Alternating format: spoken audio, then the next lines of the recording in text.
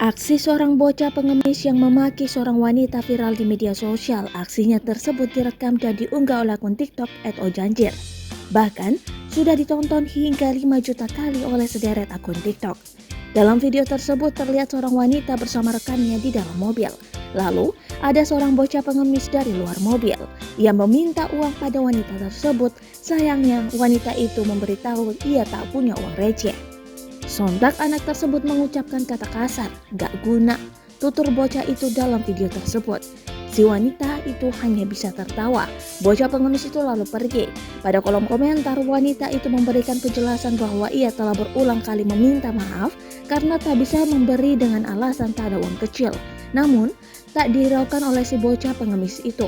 Bahkan bocah tersebut hanya memaki dan berbicara kasar, sehingga wanita itu berinisiatif merekam video tersebut.